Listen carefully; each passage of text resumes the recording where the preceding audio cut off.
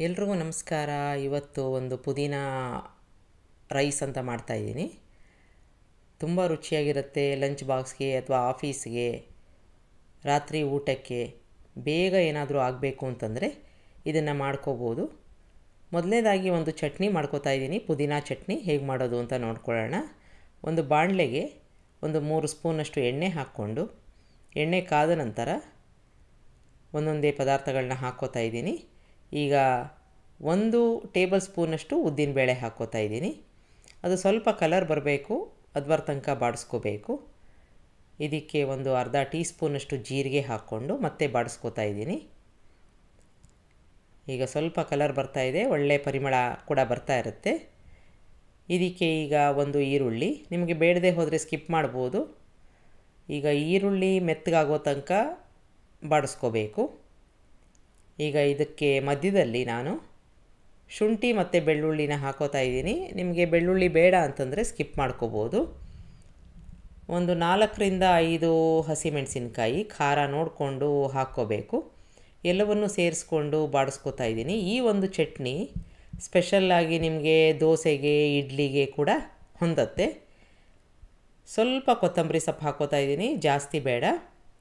ಒಂದು 4 ನಾರ್ಮಲ್ ಕಪ್ಪಲ್ಲಿ ಪುದೀನಾನ ಚೆನ್ನಾಗಿ ತೊಳ್ಕೊಂಡು, ಈ ಥರ ಎಲೆ ಎಲ್ಲ ತೊಳ್ಕೊಂಡಿರೋದನ್ನು ಹಾಕ್ಕೊಂಡು ಬಾಡಿಸ್ಕೋಬೇಕು. ಈ ಪುದೀನಾನ ಎಣ್ಣೆಯಲ್ಲಿ ಬಾಡಿಸ್ಕೊಳ್ಳೋದು ತುಂಬ ಮುಖ್ಯ. ಪೂರ್ತಿಯಾಗಿ ಕುಗ್ಗಬೇಕು. ಈಗ ನೋಡಿ, ತುಂಬ ಕಡಿಮೆ ಪ್ರಮಾಣಕ್ಕೆ ಇಳಿದಿದೆ. ಇದಕ್ಕೆ ಒಂದು ಅರ್ಧ ಸ್ಪೂನಷ್ಟು ಹುಣಸೆದು ರಸನ, ಸ್ವಲ್ಪ ಗಟ್ಟಿಯಾಗಿರೋವಂಥದ್ದನ್ನು ಹಾಕ್ಕೊಂಡಿದ್ದೀನಿ, ಅಥವಾ ಹುಣಸೆ ಹಣ್ಣು ಹಾಕ್ಕೋಬೇಕು. ಎಲ್ಲವನ್ನು ಚೆನ್ನಾಗಿ ಮಿಕ್ಸ್ ಮಾಡ್ಕೊಂಬಿಡೋಣ. ಈಗ ಈರುಳ್ಳಿ, ಪುದೀನ ಎಲ್ಲವೂ ಚೆನ್ನಾಗಿ ಬಾಡಿಸ್ಕೊಂಡಿದ್ದಾಗಿದೆ ಅಂತಾದರೆ ಸ್ವಿಚ್ ಆಫ್ ಮಾಡಿಕೊಂಡು ಸಂಪೂರ್ಣವಾಗಿ ಆರಕ್ಕೆ ಬಿಡಬೇಕು. ಈಗ ಮಿಕ್ಸಿ ಜಾರ್ಗೆ ಹಾಕ್ಕೋತಾ ಇದ್ದೀನಿ. ಜಾಸ್ತಿ ನೀರು ಹಾಕೋದು ಬೇಡ, 1 ಅಥವಾ 2 ಸ್ಪೂನ್ ಆದರೆ ಸಾಕು. ಗಟ್ಟಿ ಚಟ್ನಿ ಇಟ್ಕೊಂಡ್ರೆ ಚೆನ್ನಾಗಿರುತ್ತೆ. ರುಚಿಗೆ ತಕ್ಕಷ್ಟು ಉಪ್ಪನ್ನು ಹಾಕ್ಕೋತಾ ಇದ್ದೀನಿ. ನಿಮಗೆ ಬೇಕಾದರೆ ಒಂದು 1/4 ಕಪ್ನಷ್ಟು ಕಾಯಿ ತುರಿ ಕೂಡ ಹಾಕ್ಕೋಬೋದು. ನಾನಿಲ್ಲಿ ಹಾಕಿಲ್ಲ. ಈಗ ರುಬ್ಕೊಂಡು ಒಂದು ಬಾಕ್ಸಲ್ಲಿ ನೀವು ಸ್ಟೋರ್ ಮಾಡಿ ಇಟ್ಕೊಂಡು, ತಿಂಡಿಗೂ ಆಗುತ್ತೆ, ಅನ್ನಕ್ಕೂ ಆಗುತ್ತೆ. ಒಂದು ಒಗ್ಗರಣೆ ಹಾಕ್ಕೋತಾ ಇದ್ದೀನಿ. ತಿಂಡಿಗೆ ಬೇಕಾದರೆ ಒಂದು ಒಗ್ಗರಣೆ ಹಾಕ್ಕೋಬೋದು. ಈಗ ಈ ಚಟ್ನಿನ ಉಪಯೋಗಿಸ್ಕೊಂಡು ಒಂದು ಅನ್ನನ ರೆಡಿ ಮಾಡ್ಕೊಂಬಿಡೋಣ. ಒಂದು ಬಾಣಲೆಗೆ ಎಣ್ಣೆ ಹಾಕ್ಕೊಂಡಿದ್ದೀನಿ. ಸಾಸಿವೆ, ಕಡಲೆಬೇಳೆ, ಉದ್ದಿನಬೇಳೆ ಹಾಕ್ಕೋತಾ ಇದ್ದೀನಿ.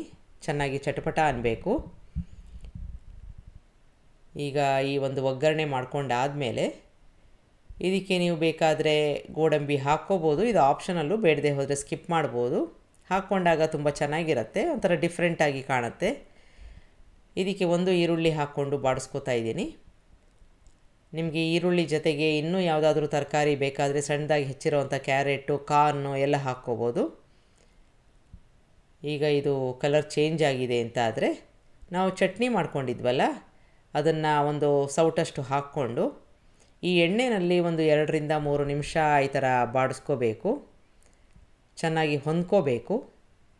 ನೀವು ಎಷ್ಟು ಅನ್ನಕ್ಕೆ ಕಲಿಸ್ಕೋತಾ ಇದ್ದೀರಾ ಅಷ್ಟು ಚಟ್ನಿನ ಹಾಕ್ಕೊಂಡು ಈ ಥರ ಬಾಡಿಸ್ಕೊಂಡು, ಇದಕ್ಕೆ ಈಗಾಗಲೇ ಮಾಡಿಕೊಂಡು ಇಟ್ಕೊಂಡಿರೋ ಅಂಥ ಅನ್ನ ಅಥವಾ ಉಳಿದಿರೋ ಅಂಥ ಅನ್ನನ ಹಾಕ್ಕೊಂಡು ಮಿಕ್ಸ್ ಮಾಡ್ಕೋಬೇಕು. ಉರಿ ಆದಷ್ಟು ಸಣ್ಣದಿರಲಿ, ಹಗುರವಾಗಿ ಮಿಕ್ಸ್ ಮಾಡ್ಕೊಳ್ಳೋಣ. ಈಗ ಮಿಕ್ಸ್ ಮಾಡ್ಕೊಂಡಿದ್ದಾದಮೇಲೆ ಉಪ್ಪು ಅಕಸ್ಮಾತಾಗಿ ಬೇಕಾದರೆ ಅಡ್ಜಸ್ಟ್ ಮಾಡ್ಕೋಬೇಕಾಗತ್ತೆ. ಚಟ್ನಿಗೆ ನಾವು ಈಗಾಗಲೇ ಹಾಕಿದ್ದೀವಿ. ಅನ್ನ ಹಾಕ್ಕೊಂಡ್ಮೇಲೆ ಉಪ್ಪು ಬೇಕಾದರೆ ಹಾಕ್ಕೋಬೇಕು. ಈಗ ಎಲ್ಲವೂ ಚೆನ್ನಾಗಿ ಮಿಕ್ಸ್ ಆಗಿದೆ. ಮುಚ್ಚಿ ಒಂದು 2ರಿಂದ 3 ನಿಮಿಷ ಬಿಡೋಣ. ಸ್ವಿಚ್ ಆಫ್ ಮಾಡಿಬಿಟ್ಟು ಆ ಹಬೆಗೆ ಚೆನ್ನಾಗಿ ಹೊಂದ್ಕೊಳ್ಳುತ್ತೆ, ಉದುರಾಗಿ ಆಗುತ್ತೆ. ನೋಡಿದ್ರಲ್ಲ, ತುಂಬ ರುಚಿಯಾಗಿರುತ್ತೆ. ಒಂದು ಸಲ ಮಾಡಿ ನೋಡಿ. ಇದ್ರ ಜೊತೆಗೆ ನೀವು ಬೇಕಾದರೆ ರಾಯ್ತ ಮಾಡಿಕೊಂಡು ಸರ್ವ್ ಮಾಡ್ಬೋದು. ಇಲ್ಲದೆ ಹೋದರೂ ತುಂಬ ರುಚಿಯಾಗಿರೋ ಅಂಥದ್ದು ಚಟ್ನಿ ತಿಂಡಿಗೆ ಆದರೆ ಅದರಲ್ಲಿ ಮಾಡಿರೋ ಒಂದು ಅನ್ನ ಲಂಚ್ ಬಾಕ್ಸ್ಗೆ ಆಗುತ್ತೆ. ಒಂದು ಸಲ ಮಾಡಿ ನೋಡಿ. ನಿಮಗೆ ರೆಸಿಪಿ ಇಷ್ಟ ಆದಲ್ಲಿ ಲೈಕ್ ಮಾಡಿ, ಶೇರ್ ಮಾಡಿ, ಕಮೆಂಟ್ ಮಾಡಿ, ನನ್ನ ಚಾನಲ್ಗೆ ಸಬ್ಸ್ಕ್ರೈಬ್ ಮಾಡಿ. ನಮಸ್ಕಾರ.